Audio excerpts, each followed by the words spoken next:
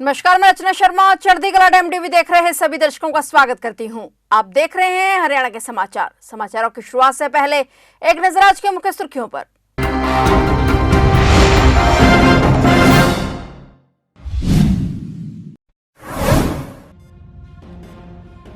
आमरण अनशन पर बैठे डल्लेवाल की तबीयत पर सुप्रीम कोर्ट चिंतित। केंद्र और पंजाब सरकार को दी हिदायत, कहा जिंदगी आंदोलन से ज्यादा जरूरी।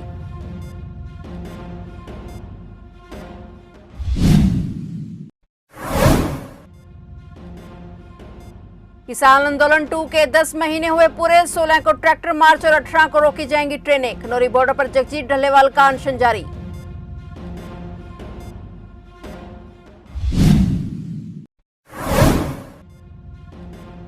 हरियाणा में आम बजट की तैयारियां शुरू। जनता सरकार को ऑनलाइन दे सकेगी सुझाव। अच्छे सुझावों को बजट में किया जाएगा शामिल।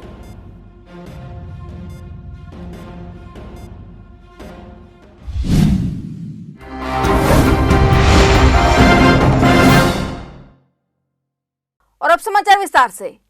सुप्रीम कोर्ट ने हरियाणा और पंजाब के खनौरी बॉर्डर पर भूख हड़ताल पर बैठे किसान नेता जगजीत सिंह डल्लेवाल को लेकर सख्त आदेश जारी किए हैं। सुप्रीम कोर्ट ने पंजाब और साथ में केंद्र सरकार को भी हिदायत दी है कि डल्लेवाल को तुरंत डॉक्टरी सहायता प्रदान की जाए और उन्हें भोजन के लिए मजबूर न किया जाए। कोर्ट ने कहा कि डल्लेवाल का जीवन आंदोलन से कहीं ज्यादा जरूरी है। कोर्ट ने यह भी कहा कि किसान शांति बनाए रखें और डल्लेवाल पर किसी तरह का बल प्रयोग न किया जाए। बता दें कि शंभू बॉर्डर खुलवाने को लेकर चल रहे केस की सुनवाई के दौरान सुप्रीम कोर्ट ने ये आदेश दिए हैं। सुप्रीम कोर्ट की गठित कमेटी ने भी इस दौरान अपनी अंतरिम रिपोर्ट सौंपी है। अब इस मामले की अगली सुनवाई 17 दिसंबर को होगी। बता दें कि डल्लेवाल का आमरण अनशन तोड़वाने के लिए पंजाब हरियाणा हाईकोर्ट में भी याचिका दायर की गई है। किसान आंदोलन 2 के आज 10 महीने पूरे हो गए हैं। आज शंभू और खनौरी बॉर्डर पर बड़े कार्यक्रम आयोजित किए जा रहे हैं और इसमें बड़ी संख्या में किसानों से पहुंचने की अपील की गई है। वहीं खनौरी बॉर्डर पर 18 दिनों से आमरण अनशन पर बैठे जगजीत सिंह डल्लेवाल की सेहत लगातार बिगड़ती जा रही है। उनका वजन कम होने के साथ ही अंदरूनी अंगों पर भी उनका बुरा असर पड़ रहा है, जिससे बढ़ के किसानों ने संघर्ष तेज करने का ऐलान कर दिया है। इसी के तहत किसानों ने आज शुक्रवार को केंद्र, पंजाब और हरियाणा सरकार के पुतले फूंककर प्रदर्शन किया। वहीं उन्होंने कहा कि 16 दिसंबर को पंजाब को छोड़कर देश भर में तहसील और जिला स्तरों पर ट्रैक्टर मार्च निकाले जाएंगे और 18 दिसंबर को ट्रेनें रोकी जाएंगी। ट्रैक्टर मार्च निकालने के बाद अधिकारियों को डल्लेवाल की ओर से राष्ट्रपति के नाम लिखी चिट्ठी दी जाएगी और डल्लेवाल ने खून से हस्ताक्षर करके प्रधानमंत्री नरेंद्र मोदी को पत्र लिखा है। डल्लेवाल ने मोदी से एमएसपी की कानूनी गारंटी समेत किसानों की बाकी सभी मांगे पूरी करने की अपील की है। लिखा है कि वे 18 दिनों से अनशन पर हैं, ऐसे में उनका आपके नाम यह पहला और आखिरी पत्र है। वहीं डल्लेवाल की तबीयत की जानकारी लेने के लिए आज शुक्रवार को भारतीय किसान यूनियन टिकैत के राष्ट्रीय प्रवक्ता राकेश टिकैत और पंजाब प्रधान हरिंदर सिंह लखोवाल भी पहुंचे। उन्होंने किसान नेता डल्लेवाल से मिलकर उनका हाल चाल जाना। खुद ਤੁਸੀਂ ਲਿਖਤੀ ਤੌਰ ਤੇ ਉਹ ਵਾਅਦੇ ਕੀਤੇ ਨੇ ਤੇ ਉਹਨਾਂ ਵਾਅਦਿਆਂ ਨੂੰ ਪੂਰਾ ਕਿਉਂ ਨਹੀਂ ਕਰਦੇ? ਕੀ ਤੁਸੀਂ ਜਿਹੜਾ ਇਹ ਕਿਸਾਨ ਅੰਦੋਲਨ ਚੱਲ ਰਿਹਾ ਹੈ ਇਹਨਾਂ ਨੂੰ ਕਿਸਾਨ ਨਹੀਂ ਮੰਨਦੇ? ਜਿਹੜੇ ਇਹਨਾਂ ਦੇ ਬੀਜੇਪੀ ਦੇ ਖਾਸ ਕਰਕੇ ਲੀਡਰ ਜਿਹੜੇ ਨੇ ਉਹ ਤਰ੍ਹਾਂ ਦੇ ਬਿਆਨ ਦਿੰਦੇ ਨੇ। ਕਦੇ ਤੇ ਕਹਿੰਦੇ ਨੇ ਵੀ ਇਹ ਜਿਹੜੇ ਕਿਸਾਨ ਨੇ ਇਹ ਰੀੜ ਦੀ ਹੱਡੀ ਆ, ਇਹ ਅੰਨਦਾਤਾ ਹੈ। ਦੂਸਰੀ ਤਰਫ ਕਹਿੰਦੇ ਨੇ ਜੀ ਇਹ ਜਿਹੜੇ ਕਿਸਾਨ ਨੇ ਇਹ ਫਰਜ਼ੀ ਨੇ। ਪਰ ਇਹ ਜਿਹੜਾ ਕਹਿਣਾ ਚਾਹੁੰਦਾ ਵੀ ਇਹ ਨਕਲੀ ਕਿਸਾਨ ਨੇ, ਇਹ ਕਿਸਾਨ ਹੀ ਨਹੀਂ। ਇਹ ਜਿਹੜੀਆਂ ਗੱਲਾਂ ਛੱਡ ਕੇ ਤੇ ਜਿਹੜੇ 13 ਮਹੀਨੇ ਪਹਿਲਾਂ ਉੱਥੇ ਲਾ ਗਏ, ਅੱਜ ਸਾਲ ਇੱਥੇ ਹੋ ਗਿਆ, ਇਹਨਾਂ ਨਾਲ ਜਿਹੜਾ ਆਪਣੀ ਜ਼ਿੰਮੇਵਾਰੀ ਸਮਝੋ। ਤੁਸੀਂ ਲੋਕਾਂ ਦੇ ਚੁਣੇ ਹੋਏ ਨੁਮਾਇੰਦੇ ਜੇ ਤੇ ਤੁਹਾਡੀ ਇੱਕ ਜ਼ਿੰਮੇਵਾਰੀ ਬਣਦੀ ਆ ਕਿ ਦੇਸ਼ ਦੇ ਜਿਹੜੇ ਨਾਗਰਿਕ ਨੇ ਤੇ ਉਹ ਮਤਲਬ ਕਿ ਇੰਨੇ ਵੱਡੇ ਪੱਧਰ ਦੇ ਉੱਤੇ ਲੜਾਈ ਲੜ ਰਹੇ ਨੇ ਤੇ ਉਹਨਾਂ ਦੀ ਗੱਲ ਜਿਹੜੀ ਆ ਕਿਉਂ ਨਹੀਂ ਸੁਣੀ ਜਾਂਦੀ? ਜਿਹੜੇ ਕੈਬਨਿਟ ਮੰਤਰੀ ਬਣੇ ਪੰਜਾਬ ਦੇ ਵਿੱਚੋਂ ਰਾਜ ਮੰਤਰੀ ਰਵਨੀਤ ਬਿੱਟੂ ਨੇ ਪਰਸੋਂ ਬਿਲਕੁਲ ਐਲਾਨ ਕੀਤਾ ਕਿ ਜਦੋਂ ਮਰਜ਼ੀ ਕਿਸਾਨ ਮੇਰੇ ਨਾਲ ਗੱਲ ਕਰ ਸਕਦੇ ਨੇ ਔਰ ਜੇਕਰ ਮੇਰੇ ਕੋਲ ਨਹੀਂ ਆਉਣਾ ਚਾਹੁੰਦੇ ਤਾਂ ਮੈਨੂੰ ਦੱਸੋ ਕਿ ਮੈਂ ਆ ਜਾਂਦਾ, ਮੋਰਚੇ 'ਚ ਆ ਜਾਂਦਾ ਜਾਂ ਕਿਤੇ ਵੀ ਮੀਟਿੰਗ ਰੱਖਣੀ ਹੈ, ਮੈਂ ਆਉਣ ਲਈ ਤਿਆਰ ਹਾਂ। ਦੇਖੋ, ਮੈਂ ਅੱਜ ਦੇ ਜਿਹੜੇ ਹਾਲਾਤ ਨੇ ਨਾ ਸਾਡੇ, ਇਹਨਾਂ ਹਾਲਾਤਾਂ ਦੇ ਵਿੱਚ ਮੈਂ ਜ਼ਿਆਦਾ ਇਹਨਾਂ ਲੋਕਾਂ ਦੇ ਖਿਲਾਫ ਬੋਲਣਾ ਨਹੀਂ ਚਾਹੁੰਦਾ। ਜਿਹੜੀ ਭਾਸ਼ਾ ਉਹ ਬੋਲਦੇ ਨੇ, ਜਿਹੜੀ ਭਾਸ਼ਾ ਉਹਨਾਂ ਨੂੰ ਸੁਣਨੀ ਚਾਹੀਦੀ ਆ, ਮੈਂ ਉਸ ਭਾਸ਼ਾ ਦੀ ਵਰਤੋਂ ਨਹੀਂ ਕਰਾਂਗਾ ਕਿਉਂਕਿ ਉਹ ਕੋਈ ਹੋਰ ਕਿਸੇ ਕੈਟਾਗਰੀ ਦੇ ਨੇ। ਅੱਜ ਗੱਲ ਕਰਨ ਦੀ ਕੀ ਲੋੜ ਹੈ? ਮੰਗਾਂ ਤੇ ਉਹਨਾਂ ਦੇ ਕੋਲੇ ਨੇ ਜਿਹੜੀਆਂ ਅੰਗਾਂ ਨੇ। ਵਾਰ-ਵਾਰ ਅਸੀਂ ਉਹਨਾਂ ਨੂੰ ਜਿਹੜੇ ਆ ਮੰਗ ਪੱਤਰ ਭੇਜੇ ਨੇ। ਫਿਰ ਅਸੀਂ ਜਿਹੜਾ ਸਾਲ ਪਹਿਲਾਂ ਦੁਬਾਰਾ ਜਦੋਂ ਇਹਨਾਂ ਨੇ ਮੰਨੀਆਂ ਹੋਈਆਂ ਮੰਗਾਂ ਲਾਗੂ ਨਹੀਂ ਕੀਤੀਆਂ ਤੇ ਅਸੀਂ ਦਿੱਲੀ ਜਾ ਰਹੇ ਹਾਂ ਤੇ ਦਿੱਲੀ ਜਾਣ ਤੇ ਸਾਨੂੰ ਜਿਹੜੇ ਉਹ ਰਸਤੇ रोकते और साढ़े ते किस तरह दे इन्होंने कटाक्ष किए। सोनीपत में आज प्रदेश अध्यक्ष मोहनलाल बडोली ने अपने निवास स्थान पर प्रेस वार्ता की। इस दौरान बडोली ने कहा कि हमारा सदस्यता अभियान अभी भी जारी है और अभी तक 34 लाख बीजेपी के सदस्य बने हैं। सक्रिय सदस्यों का अभियान शुरू है और वहीं किसानों पर बोलते हुए कहा कि प्रदेश और देश किसानों का है। कांग्रेस पार्टी इस पर राजनीति ना करे, उन्हें दिल्ली जाने से किसी ने नहीं रोका है। इस दौरान मोहनलाल बड़ोली ने कहा कि हरियाणा पहली सरकार बनी है जो एमएसपी पर फसलें खरीद रही है। हरियाणा का किसान सरकार की नीतियों से संतुष्ट है। कांग्रेस के लोग खुद जाकर देखें, दिल्ली जाने से कोई नहीं रोकता है। कांग्रेस के लोग किसानों पर राजनीति ना करें। हरियाणा में आम बजट को लेकर तैयारियां शुरू हो गई हैं। प्रदेश सरकार ने पहली बार आमजन से ऑनलाइन सुझाव मांगे हैं और अच्छे सुझावों को बजट में शामिल किया जाएगा ताकि इसे सर्वहितकारी बनाया जा सके। लोगों से आर्थिक आधारभूत और सामाजिक क्षेत्र में सुधारों संबंधी सुझाव जुटाए जाने के बाद मुख्यमंत्री नायब सिंह सैनी अपने मंत्रियों, सांसद, विधायकों और विभिन्न क्षेत्रों के विशेषज्ञों के साथ अलग अलग बैठकें कर आगामी बजट प्रस्तावों पर मंथन करेंगे। विधानसभा का बजट सत्र फरवरी में प्रस्तावित है। फरवरी में नई सरकार में वित्त विभाग संभाल रहे मुख्यमंत्री नायब सिंह सैनी का यह पहला बजट होगा। बजट में आमजन की भागीदारी को बढ़ाने के लिए प्रदेश सरकार ने इस बार नई पहल शुरू की है। इसके तहत कोई भी व्यक्ति बजट को लेकर वित्त विभाग की वेबसाइट पर जाकर अपने सुझाव दे सकेगा और सुझाव के लिए बाकायदा क्षेत्रवार जरूरतों के अनुसार श्रेणियां बनाई गई हैं। साल 2025-26 का बजट 2 लाख करोड़ रुपए से अधिक का हो सकता है। प्रदेश सरकार का पूरा फोकस अंत्योदय उत्थान और गरीब कल्याण की योजनाओं के क्रियान्वयन पर बना हुआ है। हरियाणा के मुख्यमंत्री नायब सिंह सैनी ने कहा कि प्रदेश के खिलाड़ियों की बदौलत हरियाणा का नाम विश्व के खेल मानचित्र पर चमक रहा है। प्रदेश में लगातार बढ़ रही खेल संस्कृति को देखते हुए सरकार ने खिलाड़ियों के प्रोत्साहन और कल्याण के लिए अपने संकल्प पत्र 2024 में हर खिलाड़ी को 20 लाख रुपए का मेडिकल बीमा कवर देने का संकल्प लिया है। इसी प्रकार राज्य स्तर पर प्रतिवर्ष 3 सर्वश्रेष्ठ अखाड़ों को 50 लाख रुपए, 30 लाख रुपए और 20 लाख रुपए की प्रोत्साहन राशि दी जाएगी। इसके अतिरिक्त जिला स्तर पर भी 3 सर्वश्रेष्ठ अखाड़ों को 15 लाख, 10 लाख और 5 लाख रुपए की राशि दी जाएगी। मुख्यमंत्री ने कहा कि वर्ष 2014 के बाद प्रधानमंत्री नरेंद्र मोदी के नेतृत्व में राष्ट्रीय स्तर पर खेल क्षेत्र में अनेक बदलाव हुए हैं। इस नई खेल संस्कृति से खिलाड़ियों को बड़ा प्रोत्साहन मिला है। ओलंपिक के अलावा एशियाई खेलों, राष्ट्रमंडल खेलों और अन्य अंतर्राष्ट्रीय खेल प्रतियोगिताओं में भी हमारे नौजवानों ने अपनी धाक जमाई हुई है। मुझे सभी साथियों को ये बताते हुए बड़ा गर्व अनुभव हो रहा है कि हमने उत्कृष्ट खिलाड़ियों के लिए सुरक्षित रोजगार सुनिश्चित करने के लिए हरियाणा उत्कृष्ट खिलाड़ी सेवा नियम 2021 बनाए हैं। इसके तहत खेल विभाग में 550 550 नए पद बनाए गए हैं। इसके अलावा 224 खिलाड़ियों को सरकारी नौकरी दी है। खिलाड़ियों के लिए क्लास 1 व क्लास 4 तक के पदों की सीधी भर्ती में भी आरक्षण का प्रावधान ये हमारी सरकार ने किया है। मुझे गर्व है आप लोगों को बताते हुए कि हरियाणा देश का पहला राज्य है जो पदक जीतने वाले खिलाड़ियों को सबसे अधिक नगद पुरस्कार देता है। हमने अब तक खिलाड़ियों को 593 करोड़ रुपए के नगद पुरस्कार ये हमारी हरियाणा सरकार ने दिए हैं। इसके अतिरिक्त उत्कृष्ट प्रदर्शन करने वाले 298 खिलाड़ियों को मानदेय भी हमारी सरकार के द्वारा दिया जा रहा है।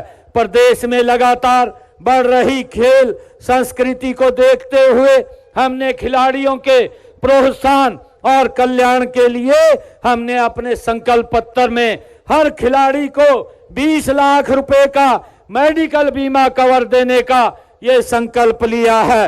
और इसी प्रकार राज्य स्तर पर प्रति वर्ष 3 श्रेष्ठ अवार्डों को 50 लाख, 30 लाख और 20 लाख रुपए का प्रोत्साहन राशि दी जाएगी। ऐसा भी निर्णय हमारी सरकार ने लिया है। और इसके साथ साथ मुझे ये बताते हुए सभी खिलाड़ियों के बीच में गर्व की अनुभूति हो रही है कि हमने प्रदेश स्तर से इसको जिला स्तर के ऊपर भी 3 सर्वश्रेष्ठ अखाड़ों को 15 लाख, 10 लाख और 5 लाख रुपए की राशि दी जाएगी। ये भी निर्णय हमारी सरकार ने लिया है। पूर्व मुख्यमंत्री भूपेंद्र सिंह हुड्डा ने किसान नेता जगजीत सिंह डल्लेवाल के आमरण अनशन पर चिंता व्यक्त की है। उन्होंने कहा कि सरकार को किसानों से बातचीत करनी चाहिए और उनकी मांगों का समाधान करना चाहिए। हुड्डा ने यह भी कहा कि किसान कोई नई मांग नहीं कर रहे हैं, बल्कि वे केवल अपना वादा याद दिला रहे हैं। पूर्व मुख्यमंत्री भूपेंद्र सिंह हुड्डा ने कहा कि किसान नेता जगजीत सिंह डल्लेवाल पिछले 18 दिनों से आमरण अनशन पर बैठे हैं। उनकी सेहत लगातार गिर रही है। सरकार को हठधर्मिता छोड़कर किसानों से बातचीत करनी चाहिए, मांगों का समाधान कर तुरंत अनशन खत्म करवाना चाहिए।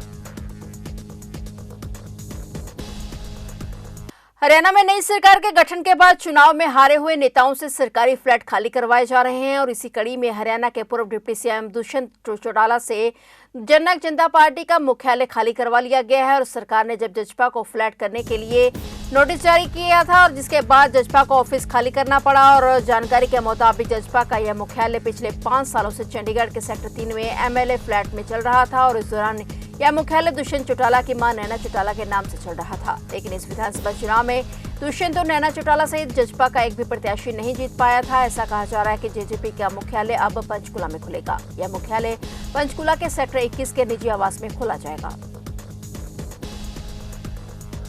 कुरुक्षेत्र में जत्थेदार करतार सिंह जब्बर हाल का शिलान्यास किया गया और हरियाणा सिख गुरुद्वारा प्रबंधक कमेटी के धार्मिक प्रचार के चेयरमैन जत्थेदार बलजीत सिंह दादूवाल और बाबा सुबेग सिंह जी कार सेवा की तरफ से नींव पत्थर रखा गया। इस मौके पर जत्थेदार दादूवाल ने कहा कि जल्द ही ये कॉन्फ्रेंस हॉल तैयार होकर जनता को समर्पित होगा। उन्होंने कहा कि यह कॉन्फ्रेंस हॉल तेजा सिंह समुद्री हॉल अमृतसर श्री दरबार साहिब की तर्ज पर बनेगा। बता दें कि हरियाणा सिख गुरुद्वारा प्रबंधक कमेटी की तरफ से अकाली दल आजाद नई राजनीतिक पार्टी के रूप में स्थापित की गई है, जिसमें जत्थेदार बलजीत सिंह दादूवाल अकाली दल आजाद के मुख्य सेवादार नियुक्त किए गए हैं। इसका ऐलान गुरुद्वारा पातशाही छठी कुरुक्षेत्र में बड़े समागम के दौरान किया गया है।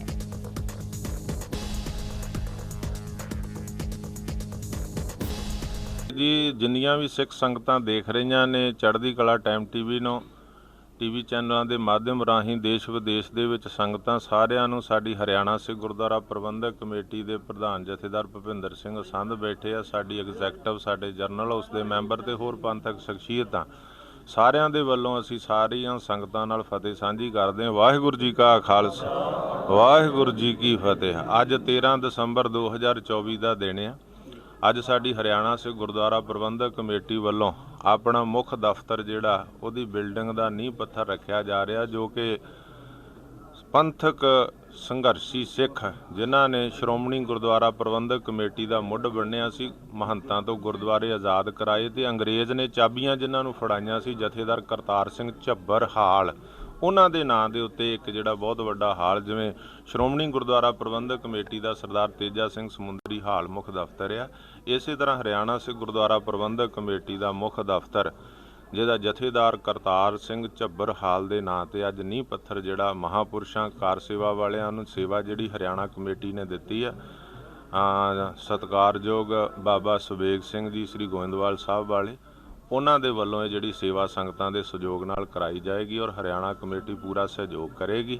ਉਹਦਾ ਨੀਂਹ ਪੱਥਰ ਜਿਹੜਾ ਅੱਜ ਜਥੇਦਾਰ ਕਰਤਾਰ ਸਿੰਘ ਝੱਬਰ ਦਾ ਰੱਖਿਆ ਜਾਣਾ, ਜਿਹੜਾ ਬਹੁਤ ਜਲਦੀ ਇਮਾਰਤ ਤਿਆਰ ਕਰਕੇ ਹਰਿਆਣੇ ਦੀਆਂ ਸੰਗਤਾਂ ਦੇ ਹਰਿਆਣਾ ਕਮੇਟੀ ਦੇ ਹਵਾਲੇ ਕੀਤੀ ਜਾਊਗੀ। ਉਸ ਤੋਂ ਬਾਅਦ ਅੱਜ ਜੋ ਸ਼੍ਰੋਮਣੀ ਅਕਾਲੀ ਦਲ ਆਜ਼ਾਦ ਦਾ ਗਠਨ 28 ਨਵੰਬਰ 2024 ਨੂੰ ਗੁਰਦੁਆਰਾ ਗੁਰੂ ਗ੍ਰੰਥ ਸਾਹਿਬ ਦਾਦੂ ਸਾਹਿਬ ਵਿਖੇ ਐਲਾਨ ਕੀਤਾ ਗਿਆ ਸੀ, ਪੰਥਕ ਇਕੱਠ ਵੱਲੋਂ ਪੰਥਕ ਸ਼ਖਸੀਅਤਾਂ ਦੇ ਵੱਲੋਂ 5 ਪਿਆਰਿਆਂ ਦੀ ਚੋਣ ਕੀਤੀ ਗਈ ਸੀ, 5 ਸਿੰਘਾਂ ਦੀ, ਜਿਨ੍ਹਾਂ ਨੇ ਪੂਰੇ ਹਰਿਆਣੇ ਦੇ ਵਿੱਚ ਵੱਖ-ਵੱਖ ਥਾਵਾਂ ਤੇ ਜਾ ਕੇ ਸੰਤ ਮਹਾਂਪੁਰਸ਼ਾਂ ਸੰਗਤਾਂ ਸਤਿਕਾਰਯੋਗ ਅਹੁਦੇਦਾਰ ਹਰਿਆਣਾ ਕਮੇਟੀ ਦੇ ਮੌਜੂਦਾ ਮੈਂਬਰ ਸਾਬਕਾ ਮੈਂਬਰ ਸ਼ਖਸੀਅਤਾਂ ਦੀ ਰਾਏ ਲੈ ਕੇ 15 ਦਿਨਾਂ ਦੇ ਅੰਦਰ ਪ੍ਰਧਾਨ ਦਾ ਐਲਾਨ ਕਰਨਾ ਸੀ। ਉਹਨਾਂ ਨੇ ਸਭ ਤੋਂ ਪਹਿਲਾਂ ਸੱਚਖੰਡ ਸ੍ਰੀ ਦਰਬਾਰ ਸਾਹਿਬ 5 ਸਿੰਘਾਂ ਨੇ ਔਰ ਸੱਚਖੰਡ ਸ੍ਰੀ ਦਰਬਾਰ ਸਾਹਿਬ ਦੇ ਨਾਲ ਸ੍ਰੀ ਅਕਾਲ ਤਖਤ ਸਾਹਿਬ ਤੇ ਜਾ ਕੇ ਦਰਸ਼ਨ ਕੀਤੇ, ਮੱਥਾ ਟੇਕਿਆ, ਅਰਦਾਸ ਕੀਤੀ ਔਰ ਉਸ ਤੋਂ ਬਾਅਦ ਜੋ ਉਹਨਾਂ ਨੇ ਰਾਏ ਇਕੱਤਰ ਕੀਤੀ, ਅੱਜ ਦੀਵਾਨ ਹਾਲ ਗੁਰਦੁਆਰਾ ਸਾਹਿਬ ਪਾਤਸ਼ਾਹੀ 6ਵੀਂ ਜੋ ਸਾਡਾ ਮੁੱਖ ਸਥਾਨ ਵੀ ਹੈ ਹਰਿਆਣਾ ਕਮੇਟੀ ਦਾ,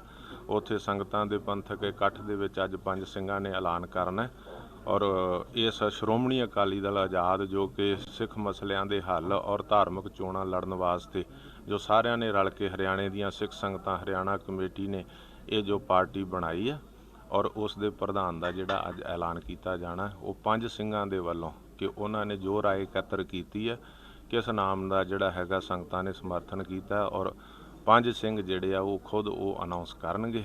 ਹਰਿਆਣਾ ਸਿੱਖ ਗੁਰਦੁਆਰਾ ਮੈਨੇਜਮੈਂਟ ਕਮੇਟੀ ਦੇ ਸਾਰੇ ਮੈਂਬਰ ਸਾਹਿਬਾਨ, ਸਾਰੇ ਅਹੁਦੇਦਾਰ ਸਾਹਿਬ, ਬਾਬਾ ਸੁਬੇਗ ਸਿੰਘ ਜੀ, ਬਾਬਾ ਅਮਰੀਕ ਸਿੰਘ ਵੀ ਆ ਰਹੇ ਨੇ, जथेदार रवेल सिंह निहंग सिंह भी आ रहे हैं, बलविंदर सिंह निहंग सिंह ठसके वाले भी आ रहे हैं। सारी संगत आ रही है। अज श्रोमणी अकाली दल आजाद का ऐलान होना नाल प्रधान दा नाल ही अज करतार सिंह झब्बर जिन्हों ने ननकाना साहब अंग्रेज़ों तो चाबियां लिया सन, उन्हों के हाल का नींह पत्थर रखा जाना, जिसकी कार सेवा बाबा शबेग सिंह जी करनगे। कार सेवा वाले उन्हों का संयोग Haryana Sikh Gurdwara management committee material दे के करेगी। हरियाणा सिख गुरुद्वारा मैनेजमेंट कमेटी हर महापुरखों को सहयोग दे रही है, मटीरियल दे रही है। तो चढ़ती कला नाल हरियाणा कमेटी रहेगी। तो श्रोमणी अकाली दल जो आज़ाद बनेगा वो चोण सिंबल हेठ साढ़े जिन्ने 40 ने वो इलैक्शन लड़नगे। तो चढ़ती कला में हरियाणा कमेटी तो श्रोमणी अकाली दल आज़ाद रहेगा। तो गुरु रामदास किरपा करनगे। बहुत आस ते विश्वास है पूरा मन दे विच चढ़ती कला। नगर परिषद और प्रदूषण नियंत्रण बोर्ड की संयुक्त टीम ने प्रतिबंधित पॉलिथीन बेचने वालों के खिलाफ बड़ी कार्रवाई की है। टीम ने 413 किलोग्राम पॉलिथीन को अपने कब्जे में ले लिया है। इसके अलावा 5 दुकानदारों पर 1,25,000 रुपए का जुर्माना भी लगाया गया है। जानकारी के मुताबिक बहादुरगढ़ नगर परिषद और प्रदूषण नियंत्रण बोर्ड की संयुक्त टीम ने शहर के कई बाजारों, सब्जी मंडी, पुरानी कमेटी चौक पर दस्तक दी और इस निरीक्षण अभियान दौरान दुकानदारों के पास 413 किलोग्राम पॉलिथीन बरामद हुआ और इस पर टीम ने कार्रवाई करते हुए 5 दुकानदारों के 25,000 रुपए के चालान किए और लगभग लगाए गए जुर्माने भरने के लिए 1 सप्ताह का समय दिया गया है। इन 5 दुकानदारों पर कुल 1,25,000 रुपए का जुर्माना लगाया गया है। नगर परिषद और प्रदूषण नियंत्रण बोर्ड की टीम की कार्रवाई के चलते दुकानदारों में अफरा तफरी मच गई और जुर्माने से बचने के लिए कई दुकानदार अपनी दुकानों को बंद करके इधर उधर चले गए। वहीं टीम ने कहा कि प्रतिबंधित पॉलिथीन बेचने वाले दुकानदारों के खिलाफ यह कार्रवाई आगे भी जारी रहने वाली है। फिलहाल हरियाणा के समाचारों में इतना ही। और नए समाचारों के साथ फिर से हाजिर होंगे। तब तक के लिए देखते रहिए चढ़ती कला टाइम टीवी और मुझे दीजिए इजाजत। धन्यवाद।